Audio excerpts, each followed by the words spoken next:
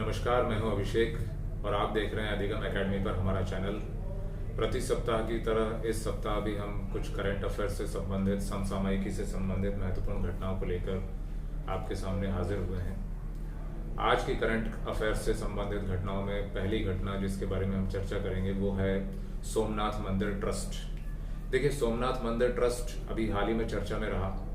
सोमनाथ मंदिर गुजरात में गिर जिले में स्थित एक प्राचीन मंदिर है। इस मंदिर पर महमूद गजनवी के द्वारा 1025 में आक्रमण किया गया था। उस समय गुजरात का शासक भीम द्वितीय हुआ करता था। सोमनाथ मंदिर भारत के 12 ज्योतिर्लिंगों में से एक है और हिंदू धर्म की आस्था का बड़ा प्रमुख केंद्र है। ये जो सोमनाथ मंदिर है, इसके ट्रस्ट के अध्यक्ष इसके पूर्व केशुभाई पटेल हुआ करते थे। केशुभाई पटेल जो कि गुजरात के मुख्यमंत्री भी रहे हैं, राज्यसभा के सदस्य भी रहे हैं, कांग्रेस के बड़े वरिष्ठ नेता रहे हैं, जिनका हाल ही में निधन हुआ।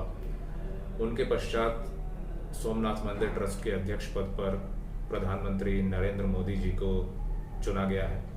प्रधानमंत्री नरेंद्र मोदी जी सोमनाथ मंदिर ट्रस्ट के अध्यक्ष बनने वाले भारत के दूसरे प्रधानमंत्री हैं। मोदी जी के पूर्व इस मंदिर ट्रस्ट के अध्यक्ष पद पर मोरारजी देसाई, जो कि हमारे भारत के भूतपूर्व प्रधानमंत्री रहे हैं, वे रह चुके हैं। तो इस सोमनाथ मंदिर ट्रस्ट के अध्यक्ष पद पर मोदी जी को नियुक्त किया गया है, चुना गया है। इस बात पर थोड़ा याद रखिएगा, एग्जाम की दृष्टि से बड़ा महत्वपूर्ण टॉपिक यह हो सकता है।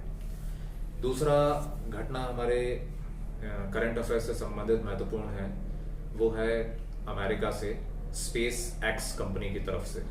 अब ये स्पेस एक्स कंपनी के बारे में हम पहले बात करते हैं। स्पेस एक्स कंपनी बड़ी महत्वपूर्ण कंपनी है आज की तारीख में, अंतरिक्ष के क्षेत्र में रिसर्च करने वाली, साथ ही साथ विभिन्न प्रकार के उपग्रहों को प्रक्षेपित करने में स्पेस एक्स की बड़ी अहम भूमिका है। स्पेस एक्स कंपनी के संस्थापक एलन मस्क हैं, जो कि अमेरिकी पत्रिका फोर्ब्स की सूची में विश्व के सबसे धनी व्यक्तियों में दूसरे स्थान पर आते हैं, जेफ बेजोस के पश्चात। एलन मस्क के द्वारा एक और बड़ी महत्वपूर्ण कंपनी की स्थापना की गई है जिसका नाम है टेस्ला, जो कि विश्व की महंगी और लग्जरी इलेक्ट्रिक कार बनाने के लिए, आधुनिक इलेक्ट्रिक कार बनाने के लिए जानी जाती है। ये जो टेस्ला कंपनी और स्पेस एक्स के संस्थापक एलन मस्क इन कंपनियों के सीईओ भी हैं। एलन मस्क के द्वारा स्थापित इस स्पेस एक्स कंपनी के द्वारा ऐसे रॉकेट यानी कि ऐसे लॉन्च व्हीकल का विकास भी किया गया है जो कि दोबारा से इस्तेमाल किए जा सकते हैं। यानी कि ये कंपनी रीयूजेबल लॉन्च व्हीकल का निर्माण भी कर रही है। और अभी हाल ही में स्पेस एक्स कंपनी इसलिए चर्चा में आई है क्योंकि 25 जनवरी 2021 को स्पेस एक्स कंपनी के द्वारा अंतरिक्ष में 143 सैटेलाइट्स को लॉन्च किया गया। ये 143 सैटेलाइट 25 जनवरी 2021 को अमेरिका के फ्लोरिडा स्टेट में स्थित कैप कैनेवरल कैनेडी अंतरिक्ष प्रक्षेपण केंद्र से प्रक्षेपित किए गए हैं। ये सभी 143 उपग्रहों को या सैटेलाइट्स को 90 मिनट के भीतर स्थापित किया गया। यह एक बड़ी उपलब्धि है स्पेस एक्स कंपनी के लिए। स्पेस एक्स कंपनी ने हमारे भारतीय अंतरिक्ष अनुसंधान संगठन Indian space research organisation ISRO के रिकॉर्ड को तोड़ा है। इसके पहले इसरो के द्वारा वर्ष 2017 में सर्वाधिक 104 उपग्रहों को प्रक्षेपित करके यह कीर्तिमान स्थापित किया गया था। तो ये एक बड़ी महत्वपूर्ण घटना है, एग्जाम की दृष्टि से महत्वपूर्ण हो सकती है। स्पेस एक्स कंपनी आमतौर पर चर्चा में बनी ही रहती है।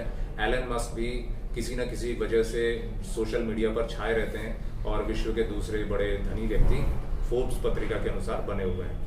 इसके पूर्व ब्लूमबर्ग के जो पत्रिका है, ब्लूमबर्ग जो समाचार समूह है, इसकी रिपोर्ट्स के अनुसार कुछ दिनों के लिए जब स्पेस एक्स और टेस्ला के शेयर्स में वृद्धि हुई थी तो ये जेफ बेजोस को पीछे छोड़ते हुए लगभग 3 या 4 दिन तक सबसे धनी व्यक्तियों की सूची में भी आ गए थे ब्लूमबर्ग के अनुसार।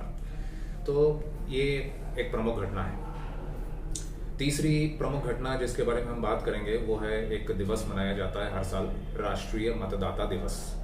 राष्ट्रीय मतदाता दिवस के बारे में हम बात करते हैं। देखिए, राष्ट्रीय मतदाता दिवस या नेशनल वोटर्स डे हर साल 25 जनवरी को मनाया जाता है।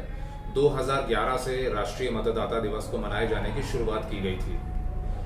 25 जनवरी 1950 को हमारे भारत का निर्वाचन आयोग या हमारा जो इलेक्शन कमीशन है उसकी स्थापना की गई थी। इसी वजह से 25 जनवरी को जो नेशनल वोटर्स डे या राष्ट्रीय मतदाता दिवस है इसे मनाया जाता है।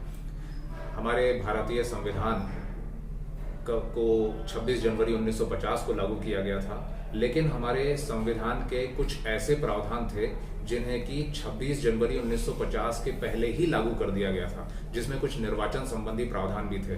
भारतीय संविधान का अनुच्छेद 324 इसे 26 नवंबर 1949 को, जबकि हमारा संविधान बनकर तैयार हुआ था, निर्माण हुआ था संविधान का, उसी तारीख को इस अनुच्छेद को प्रभावी कर दिया गया था। और इसी अनुच्छेद के तहत 25 जनवरी 1950 को निर्वाचन आयोग का गठन हुआ था।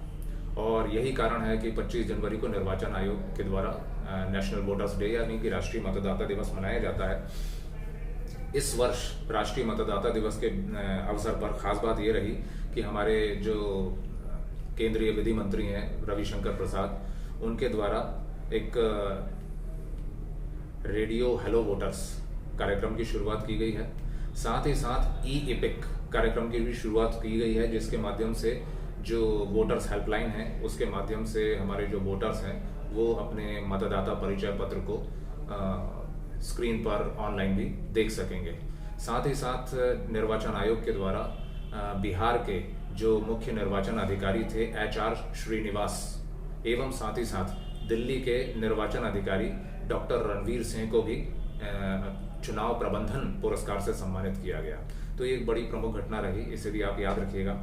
इसके बाद तीसरी एक अहम घटना है, वो है पर्यावरण से संबंधित। हाल ही में हमारा जो केंद्र सरकार का सड़क एवं परिवहन मंत्रालय है उसके द्वारा ग्रीन टैक्स लगाए जाने के प्रस्ताव को मंजूरी दी गई है। अब ये ग्रीन टैक्स क्या है? देखिए, लगातार वाहनों के द्वारा जो प्रदूषण हो रहा है इससे हमारे पर्यावरण को भारी क्षति पहुंच रही है। हमारे देश में कुल जो वाहन हैं, कुल वाहनों में लगभग 5 से 6% कमर्शियल वाहन हैं। और कमर्शियल वाहन जो कि डीजल से चलते हैं और जो कि पुराने हो चुके हैं, ये पुराने वाहन BS4 और BS3 मानकों पर आधारित हैं। और कुछ स्टेट्स में तो 15 वर्ष से पुराने वाहन भी आज भी चल रहे हैं, जिन्हें कि रिन्यू करवाया गया है, उन्हें री रजिस्ट्रेशन उनका कराया गया है और वे संचालित होते हैं। इन लगभग 5 से 6% कमर्शियल व्हीकल्स के द्वारा लगभग 65 से 70% प्रदूषण फैलाया जाता है। तो प्रदूषण फैलाने में इन वाहनों का बड़ी भूमिका है। इसलिए केंद्र सरकार का जो सड़क परिवहन और राष्ट्रीय राजमार्ग मंत्रालय है, जिसके मंत्री नितिन गडकरी हैं, इसके द्वारा एक घोषणा की गई है ग्रीन टैक्स लगाए जाने की। तो ऐसे वाहन जो कि कमर्शियल हैं और जिन्हें 8 वर्ष से अधिक समय हो चुका है, उन वाहनों को अपने रोड टैक्स का, वाहनों पर जो रोड टैक्स लगाया जाता है वाहनों की कीमत पर 7 से 9% के आसपास अलग अलग स्टेट्स में होता है, ये स्टेट गवर्नमेंट के द्वारा लगाया जाता है। इस रोड टैक्स का लगभग 20 से 25% ग्रीन टैक्स लगाया जाएगा उन वाहनों को जो 8 साल से ज्यादा पुराने हो चुके हैं। साथ ही साथ जो निजी वाहन हैं जो कि 15 वर्ष जिनकी आयु हो चुकी है और उन्हें दोबारा से अपना री रजिस्ट्रेशन कराना होगा, उन पर भी ग्रीन टैक्स लगाया जाएगा। राज्यों के ऊपर डिपेंड करता है, अगर राज्यों में प्रदूषण की स्थिति अधिक दयनीय है या खराब है तो ऐसी दशा में ये ग्रीन टैक्स रोड टैक्स का, जो हम सड़क कर पथ कर जो चुकाते हैं, रोड टैक्स का 50% तक भी हो सकता है। खास तौर से इसका उद्देश्य जो पुराने हो चुके जो डीजल वाहन है उस पर अंकुश लगाना, साथ ही साथ जो CNG व्हीकल्स हैं और इलेक्ट्रिक व्हीकल्स हैं इनको प्रोत्साहन देने या इनकी ओर हमारे भारतीय नागरिकों को शिफ्ट होने के लिए प्रोत्साहन देना है। और ये जो ग्रीन टैक्स लगाया जाएगा, इस ग्रीन टैक्स के लिए अलग से सरकार कोष बनाएगी और ये जो ग्रीन टैक्स का जो पैसा जो भी कलेक्ट होगा इसे एक अलग से एक कोष में संकलित किया जाएगा, उसे संग्रहित किया जाएगा और इस कोष का प्रयोग पर्यावरण संरक्षण के लिए किया जाएगा। तो ये ग्रीन टैक्स का क्या मामला है, इसे थोड़ा सा आप याद रखिएगा। अगली एक और प्रमुख घटना है हमारे रक्षा क्षेत्र से संबंधित है, जो कि DRDO की ओर से आ रही है। हमारा जो रक्षा अनुसंधान एवं विकास संगठन यानी कि DRDO, defence research and development organisation, इसने एक गाइडेड बम का परीक्षण किया है जो कि चर्चा में रहा। इस बम को अभी कोई विशेष नाम तो नहीं दिया गया है, इसे SAAW के नाम से जाना जा रहा है, smart anti airfield weapon. Smart anti airfield weapon SAAW के नाम से इसे जाना जा रहा है। ये हमारे भारतीय वायुसेना के लिए बड़ा अहम प्रक्षेपास्त्र हो सकता है। ये एक प्रकार का गाइडेड बम है या निर्देशित बम है, जो कि 100 किलोमीटर की दायरे की रेंज में 100 किलोमीटर के दायरे में गिराया जा सकता है। DRDO के द्वारा हॉक 1 जो विमान है हमारे सेना का, उसके माध्यम से इसका परीक्षण किया गया है। माफ कीजिएगा। यह जो बम है, इसका वजन, इसका जो वेट है वो 125 kg 125 किलोग्राम बताया जाता है, और इसे सीमावर्ती क्षेत्रों में या जहां पर दुश्मन के बंकर हैं वहां पर वायुयान से गिराया जा सकता है। जो हमारे लड़ाकू विमान है सेना के, उनके माध्यम से इसे गिराया जा सकता है। ठीक है, तो ये एक बड़ी प्रमुख घटना हो गई।